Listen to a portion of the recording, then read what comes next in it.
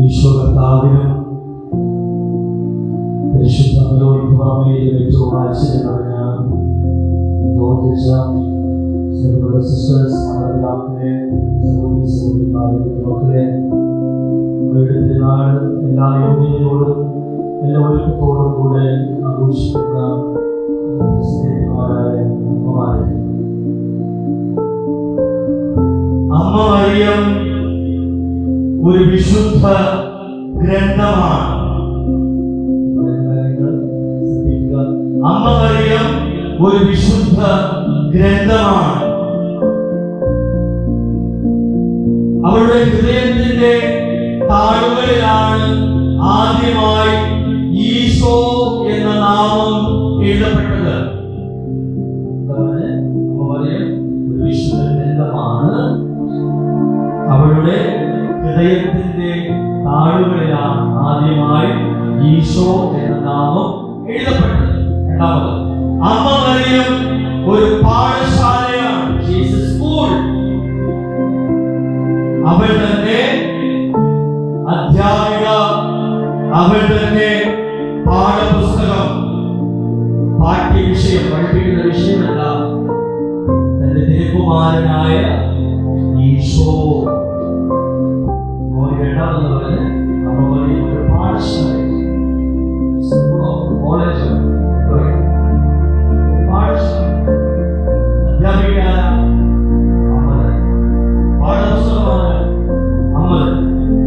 വിഷയം ഈശോ.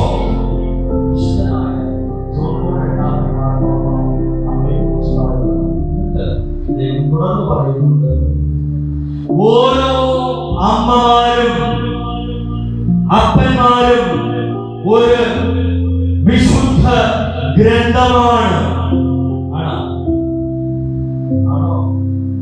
ഒരു വിശുദ്ധ ഗ്രന്ഥമാണ്. ഉത്തരവില്ല. ഒരു വിശുദ്ധ ഗ്രന്ഥമാണ്. നിങ്ങളുടെ മക്കൾ, നിങ്ങളുടെ കൊച്ചുമക്കൾ, നിങ്ങളുടെ അയൽക്കാര്, നിങ്ങളുടെ ജീവിത പങ്കാളി,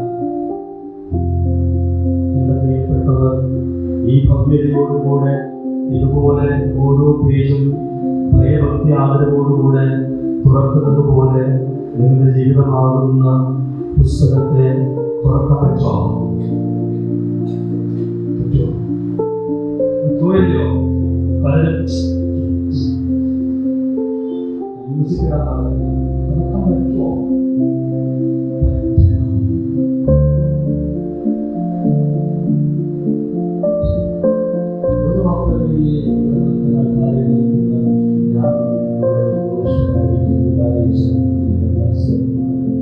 ഏത് ജീവിത അന്തസ്സിലും നിങ്ങളിൽ നിന്നും ദൈവവും മനുഷ്യരും നിങ്ങളുടെ പ്രിയപ്പെട്ടവരും ആഗ്രഹിക്കുന്നത് ഈ വിശുദ്ധ ഗ്രന്ഥത്തിന്റെ നൈർമല്യമാണ്.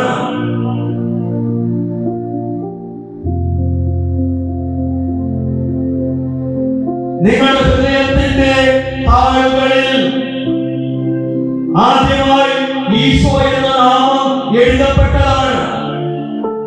നിങ്ങളുടെ ഭവനം, കുടുംബം, ഇടവക സമൂഹം, നിങ്ങളുടെ ജീവിതം, നിങ്ങളുടെ മക്കൾക്ക്, നിങ്ങളുടെ ചുറ്റുമുള്ള മനുഷ്യർക്ക് പഠിക്കുവാനുള്ള വിദ്യാലയമാണ് സ്കൂൾ ഓർ കോളേജ്. അവിടെ നിങ്ങൾ തന്നെ അധ്യാപിക, നിങ്ങൾ തന്നെ പാഠപുസ്തകം പഠിപ്പിക്കേണ്ടത് ആരാ? ഈശോയെ കുറിച്ചാണ്.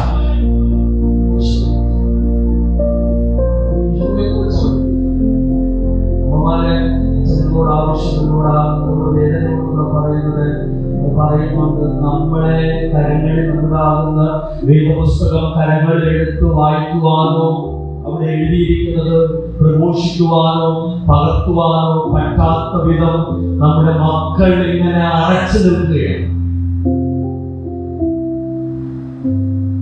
5ാം ക്ലാസ് മുതൽ തുടങ്ങി ഒത്തിരി മക്കളെ കൗൺസിലിംഗിൽ കൈകാര്യം ചെയ്ത വ്യക്തിയല്ല. ധ്യാനകേന്ദ്രത്തിൽ, കുമ്പസാരക്കൂടുകളിൽ, കൗൺസിലിംഗ് സെന്ററുകളിൽ വരുന്ന നിങ്ങളുടെ മക്കളുടെ ജീവിതം ഇങ്ങനെ മാതാപിതാക്കളെ കുറിച്ച് ചോദിക്കുമ്പോൾ, അവരുടെ ജീവിതത്തെ കുറിച്ച് ചോദിക്കുമ്പോൾ ഇങ്ങനെ അറപ്പും വെറുപ്പും കൂടെ നിൽക്കുന്ന മക്കൾ ഇവിടെയുണ്ട്. അതുകൊണ്ടാണ് സൂചിപ്പിക്കാൻ വേണ്ടി പറഞ്ഞത്. വിശുദ്ധ ഗ്രന്ഥം അവസാനിക്കുമ്പോഴത്തേക്കും 3 ചോദ്യങ്ങൾ യോഹന്നാൻ ദർശനം പോലെ കാണുന്നു. പുതിയ ആകാശവും പുതിയ ഭൂമിയും. മൂന്നെണ്ണമാണ് 2 നിർത്തി, മൂന്നാമത്തെ 4 ഫീൽ ചെയ്യും. വിചാരിച്ചിട്ടില്ല. പുതിയ ആകാശവും പുതിയ ഭൂമിയും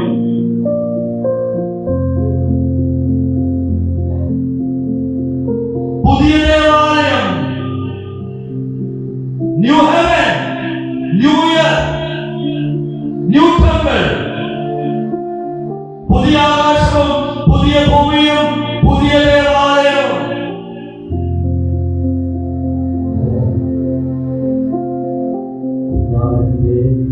രക്തത്താൽ കഴുകി വിശുദ്ധീകരിക്കപ്പെട്ട ഞാൻ നീയുമാണ്. കുഞ്ഞാടിന്റെ തിരുശരീര രക്തങ്ങൾ ഭക്ഷിക്കുകയും പാനം ചെയ്യുകയും ചെയ്യുന്ന നീയും ഞാനുമാണ് ലോകത്തിൽ പുതിയ ആകാശമായി, പുതിയ ഭൂമിയായി, പുതിയ ദേവാലയമായി തീരേണ്ടത്. മൂന്നാമത്തെ ജെറുസലേം ദേവാലയം impossible.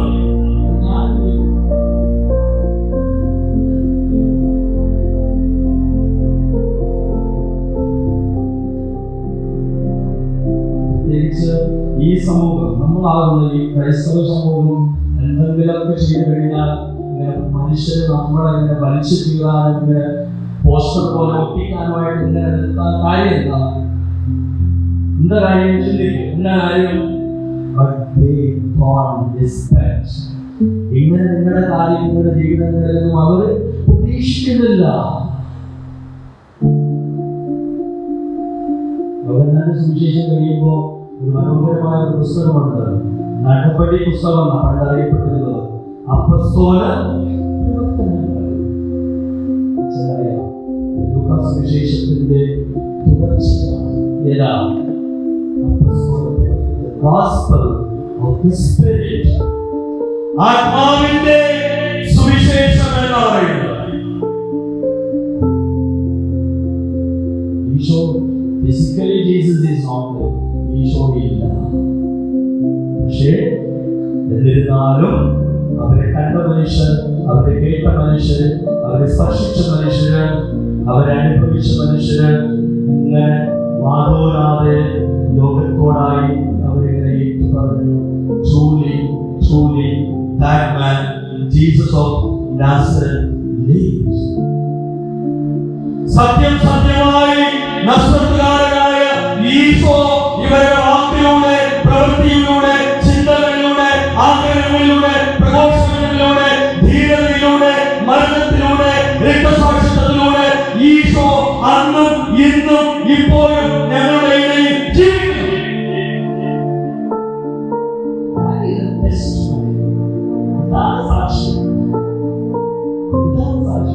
ഈശോണ്ടായില്ലേ ഇപ്പോ എല്ലാവരും ഇങ്ങോട്ട് വരികയാണ്.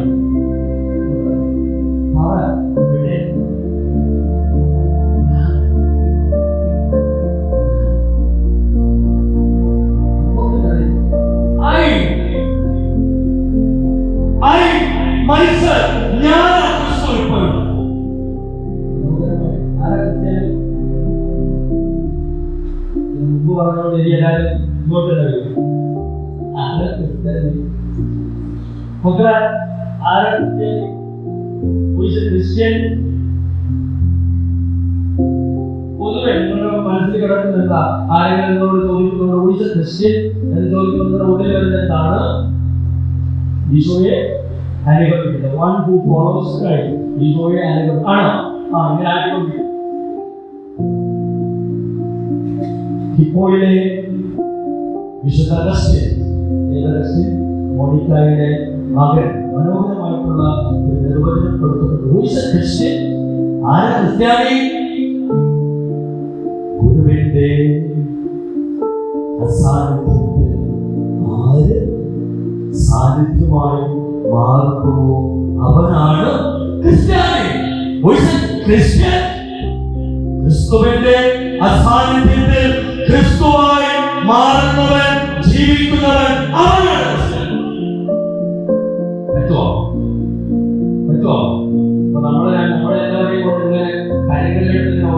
നോക്കുകയാണ്.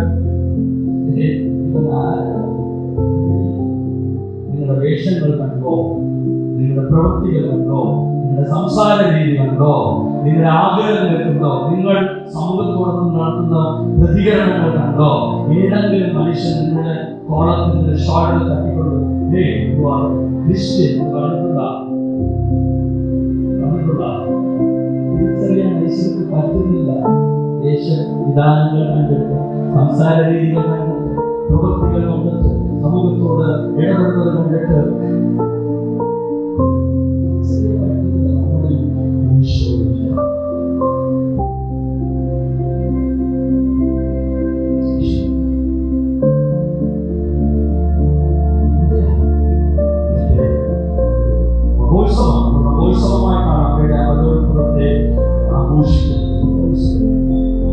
വിശ്വാസ സത്യമായി പ്രഖ്യാപിച്ചുകൊണ്ട് സഭ നമ്മളോട് പറയുന്നത്, നീയും ഇതുപോലെ ആകേണ്ടവരാണ്.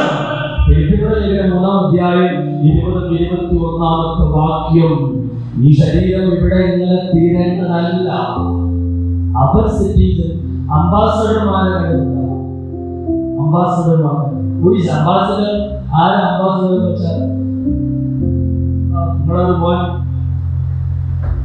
അംബാസഡർ കാലത്ത് അംബാസഡർ അവിടെ നിന്ന് മറ്റൊന്ന് തട്ടിട്ട് പറയാം.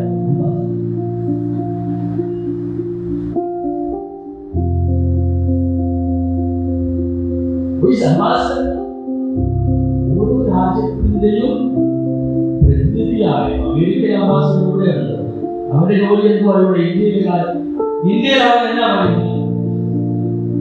ഭാരതത്തിൽ എന്നാ പറയുന്നത്? പാകിസ്ഥാൻ അംബാസഡർ ഇവിടെ അവരെന്നാ പറയുന്നത്? എന്താ കാര്യം? ഇവിടെ എന്തോ വിദേശ രാജ്യങ്ങളോട് ഇവിടെ വലിയ കെട്ടിടങ്ങളും വലിയ ഓഫീസുകളും വെച്ച് ഇവിടെ എന്തിനായിരിക്കുന്നത്?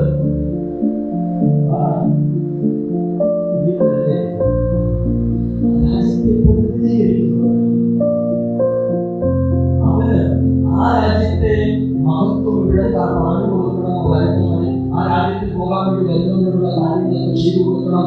അവരുടെ രാജ്യത്തെ പ്രതിനിധീകരിക്കുന്ന വ്യക്തികളാണ്. നമ്മുടെ പൗരത്വം 20-21 വാക്യങ്ങൾ ഫിലിപ്പിയർ ലേഖനം 3-ാം അധ്യായം. നമ്മുടെ പൗരത്വം ഇവിടെ അല്ല. എങ്ങോട്ടാ?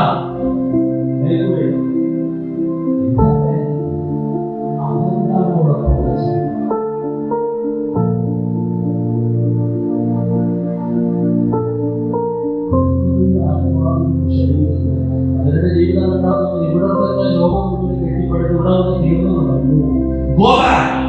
തിരികെ പോകേണ്ടവരാണ്. അവർ അത് കൺമുമ്പിൽ കാണുമോ? കാണാൻ പറ്റുന്നുണ്ടോ? അത് കൺമുമ്പിലുണ്ടോ? ഉണ്ടോ? സത്യം പറഞ്ഞില്ല, കൺമുമ്പിലുണ്ടോ? അമ്മ പറയുന്നത് ജീവിതേക്കും നിലക്കും പറ്റും പറ്റണം. അമ്മമാരെ പോലെ വെള്ളവസ്ത്രമൊക്കെ ധരിച്ച് അമ്മയും അപ്പനും ഞാനിതാക്കളും ഒക്കെ കൊണ്ടുവന്ന് നമ്മളിവിടെ മാമോദീസയുടെ തലയിൽ ഒഴിച്ചില്ലേ? അപ്പോൾ നീ ജന്മഭാവത്തിൽ നിന്നും കർമ്മഭാവത്തിൽ നിന്നും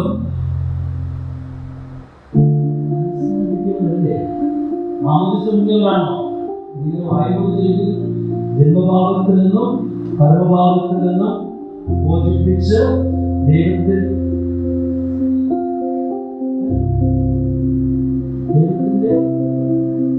മകനും മകളും സ്വർഗത്തിന്റെ അവകാശിയുമാക്കി തീർക്കുന്ന ജന്മഭാവത്തിൽ നിന്നും കർമ്മഭാവത്തിൽ നിന്നും നിന്നെ മോചിപ്പിച്ച് യു ആർ പ്യൂർ.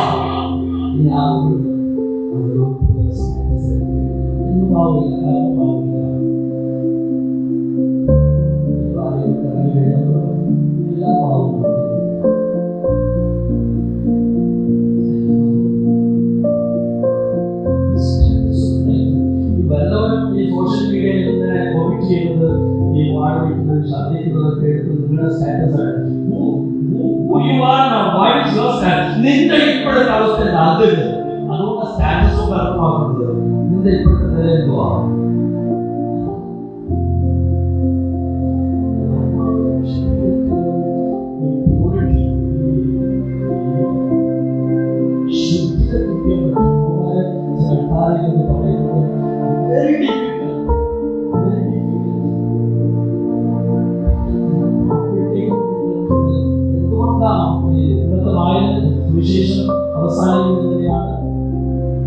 7-ാമത്തെ വാക്യം എടുക്കുക. സുവിശേഷം 1-ാമത്തെ വാക്യം അവസാനിക്കുന്നതിനെയായിരുന്നു. ദൈവത്തിന്റെ ദൂതൻ അവിടെ നിന്ന്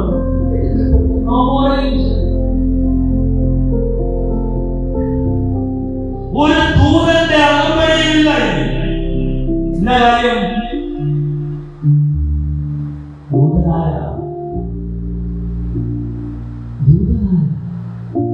ദൈവത്തിന്റെ പ്രതിനിധിയായി വന്നവരാണ്. മറിയ യേശു പറഞ്ഞു കഴിഞ്ഞപ്പോൾ ദൈവം എവിടെ എത്തി? ഉള്ളിൽ, ഉള്ളത്തിൽ, ചിന്തയിൽ, എല്ലായിടങ്ങളിലും ദൈവം നിറഞ്ഞു. എനിക്ക് ഒരു മാലാഖയുടെ ആവശ്യമില്ല.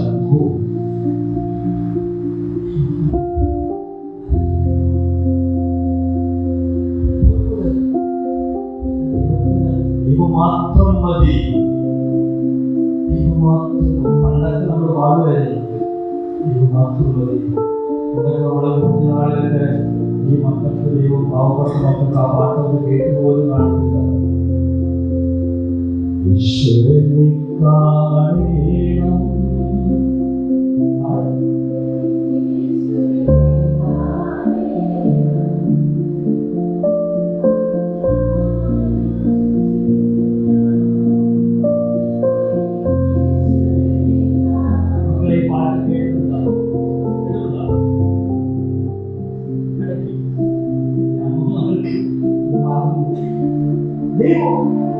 കാണേണ്ടത്, കേൾക്കേണ്ടത്, സ്പർശിക്കേണ്ടത്, അനുഭവിക്കേണ്ടത് ദൈവത്തെ മാത്രമാണ്. ഏതോ ജീവിതത്തിൽ ഏതോ തുറകളിലോ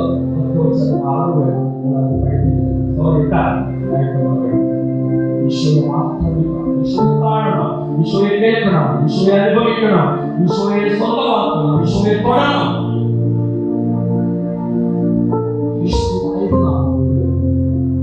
ദൈവത്തിലായിരുന്നു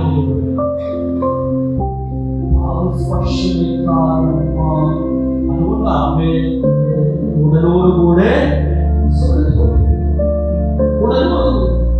പാവം കേൾക്കാതെ ജീവിക്കാനായിട്ട് ഒരു സാധനം മാത്രം ഈശ്വരൻ. അതെല്ലാം വചനം. 119-ാം സങ്കീർത്തനം 11-ാമത്തെ വാക്യം ആരെങ്കിലും പറയുമോ? ദൈവമേ, ദൈവമേ, അങ്ങേക്കെതിരായി പാപം ചെയ്യാതിരിക്കുവാൻ അങ്ങയുടെ വചനം എന്റെ ഹൃദയത്തിൽ ഞാൻ സൂക്ഷിക്കുന്നു. ദൈവമേ, അങ്ങേക്കെതിരായി പാപം ചെയ്യാതിരിക്കുവാൻ അങ്ങയുടെ വചനം എന്റെ ഹൃദയത്തിൽ ഞാൻ സൂക്ഷിക്കുന്നു. ദൈവത്തിനെതിരെ മാത്രമാണ് പാപം ചെയ്യുന്നത്. ഇപ്പോ ഇന്നത്തെ ലോകത്ത് കുടുംബത്തിനെതിരെ, മക്കൾക്കെതിരെ, ഭർത്താവിനെതിരെ, മാതാപിതാക്കളെതിരെ, സഭയ്ക്കെതിരെ, സമൂഹത്തിനെതിരെ, പ്രകൃതിക്കെതിരെ, അവനെതിരെ, അയൽക്കാരനെതിരെ, വിധവകൾക്കെതിരെ, അനാഥർക്കെതിരെ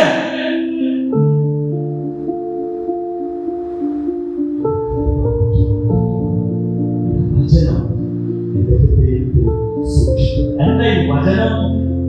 വചനം എന്ന് വെച്ചാൽ എന്താ? ഈശോ മാംസം ധരിച്ച ഈശോ. ഒന്ന് ഷോർട്ട് ചെയ്ത് 73 പുസ്തകത്തിൽ എന്തെങ്കിലുമൊക്കെ പറഞ്ഞ ഒന്ന് ഷോർട്ട് ചെയ്ത് നോക്കുകയും സുവിശേഷം 2-ാമധ്യായം 19-ാമത്തെ വാക്യം മറിയം എല്ലാം ഹൃദയത്തിൽ സംഭരിച്ചു. മെഡിറ്റേഷൻ അല്ല, ധ്യാനമല്ല, കോൺടംപ്ലേഷൻ. കോൺടംപ്ലേഷൻ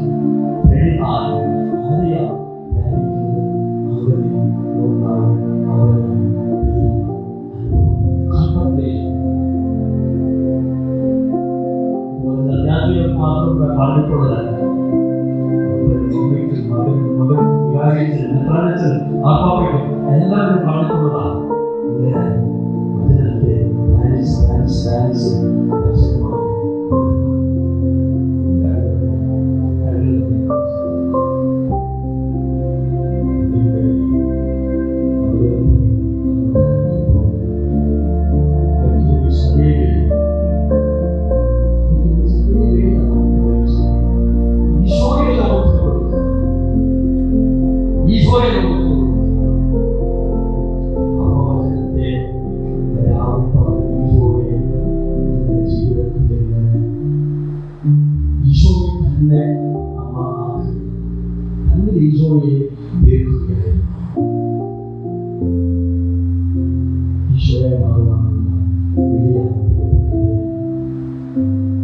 വിശുദ്ധതയുടെ പുണ്യത്തിന് വേണ്ടി പ്രാർത്ഥിക്കുക.